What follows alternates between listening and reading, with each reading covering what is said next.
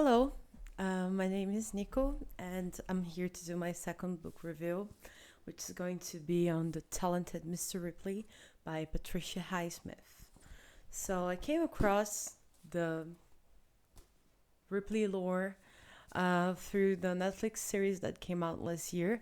Before that, I hadn't heard anything about Patricia Highsmith that I can record of. Yeah, so I came across it through the Ripley series starring Andrew Scott.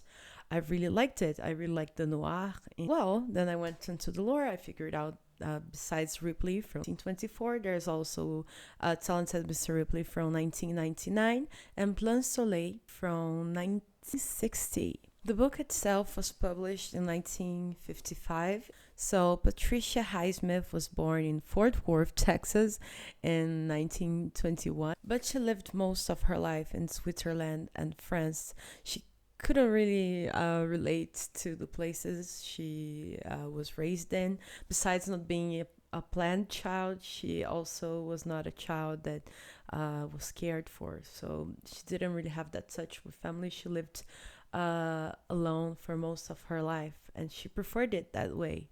Thomas Ripley is someone that doesn't really seem to have many prospects in life, and he doesn't also have a good familiar environment, like people supporting him out of love.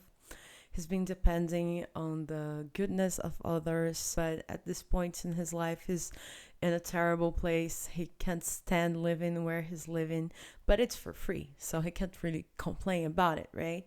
He's also a very smart man. He's very good with numbers. He's very good at calling people and convincing them, persuading them. He says like, "Oh, your IRS it's not really correct. You owe me this much money." But he never gets these checks. He's just trying to see how far he can get. One day he feels like he's being followed, and he thinks it's because of these checks. There's really someone following him, and it's not the police. It's an old fella. This guy's son is living in Italy, and he's looking for a friend of Richard Greenleaf, his son, because he wants someone to go there and to bring him back because his mother has been sick, and they're afraid that Richard wants to stay the rest of his life just getting his allowance of around $600. He didn't really have a reason to work.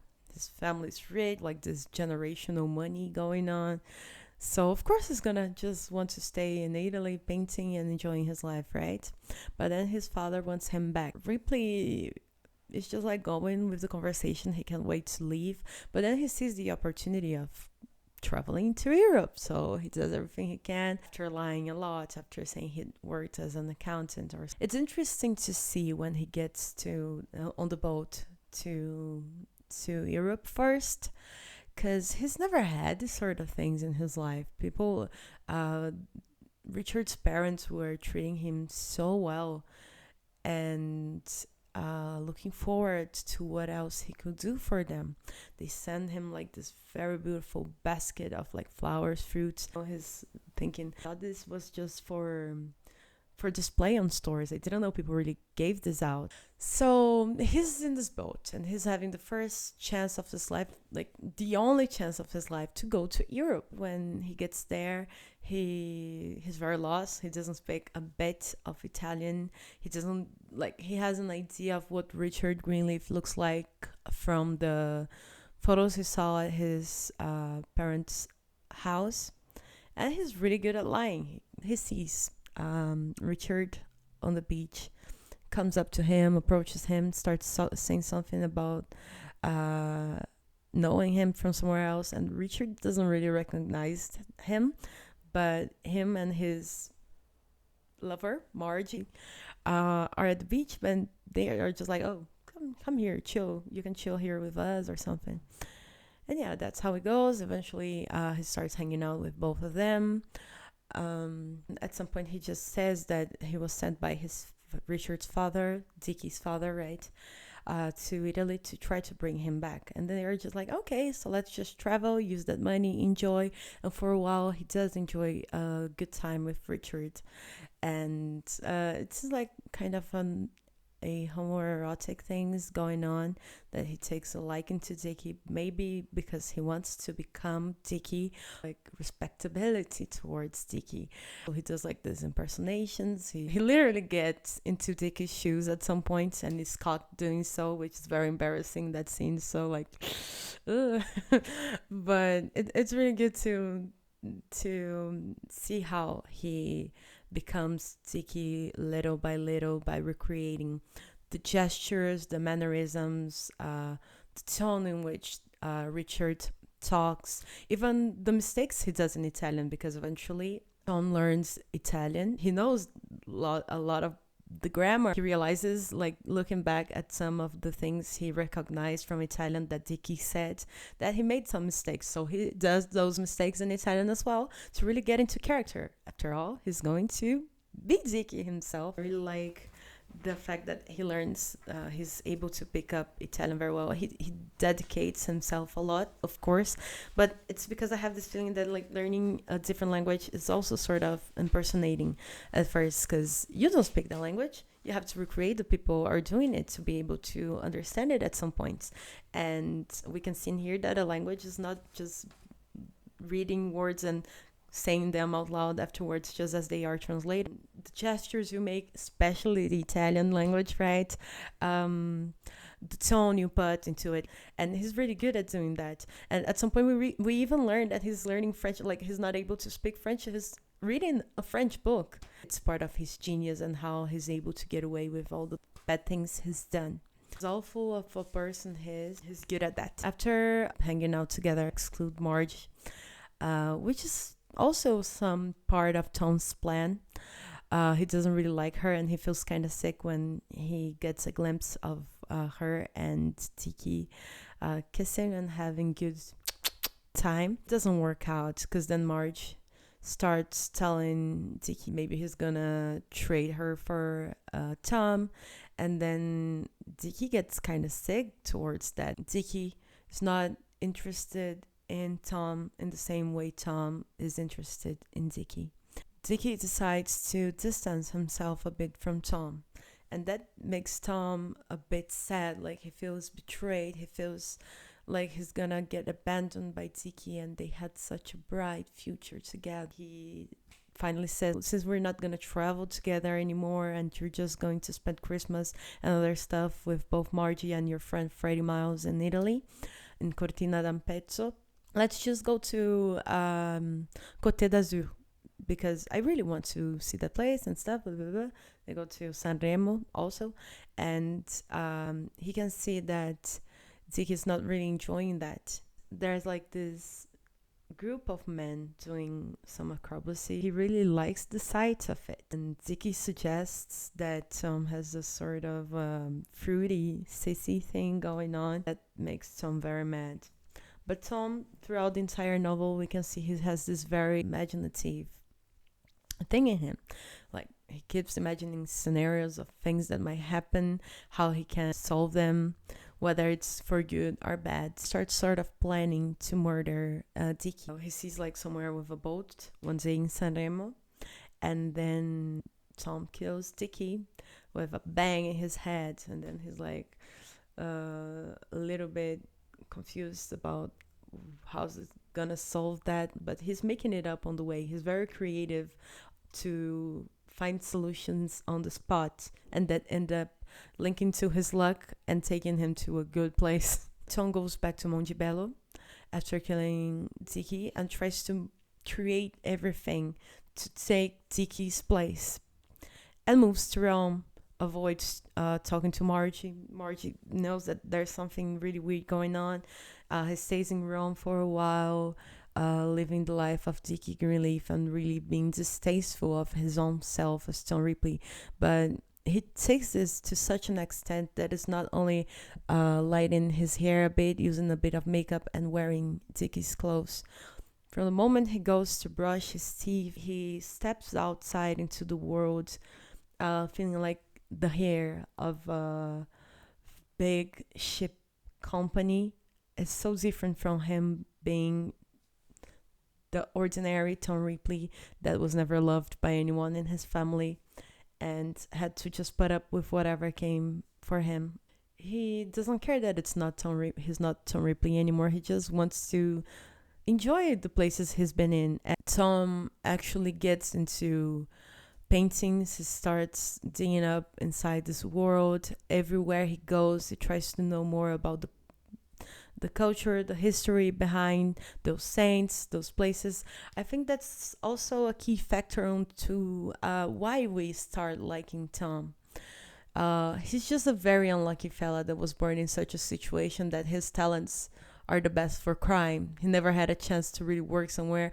Not to say that it's not his fault and he's not a bad person. He's an absolute psychopath, but he's a charming psychopath at that. Like I would say as Hannibal was for me when I was a teenager, like Patrick Bateman. But I dare say that he's a way better psychopath than Patrick Bateman, because Bateman is still like stuck into being very superficial and just showing people that he's rich and he's wearing this and he's wearing that. You see Tom doing this while he's impersonating, but he's more minimalistic, and he just likes to keep things that are of good quality but not in abundance, not ostentation but quality, and the love that cherished the quality. Possessions reminded him that he existed and made him enjoy his existence. It was as simple as that. And wasn't that worth something? He existed. Not many people in the world knew how to, even if they had the money.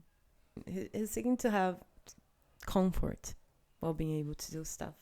So he stays in Rome. He impersonates Tiki for a while until Freddie Miles, a friend of Tiki, gets there, starts noticing that he's wearing some of Tiki's clothes, and linking the dots. So he's kind of forced to kill Freddie Miles. He doesn't really want to, but he has to cover up whatever he's been doing. But then he throws him at Via Appia, and this murder goes unresolved for a while. But the police keeps going after Tiki all the time. Tiki as played by Tom Ripley. And Tom Ripley finds a way to just escape from that for a while. So he arranges something traveling to Palermo and going through Naples. So he stays a little bit further away from that, all the time avoiding Margie, all the time avoiding someone that might have known Dicky himself and not Dicky as Tom. On the days longing like to know if someone would find out, if any of the lies he told were gonna be uncovered. We got this part in here.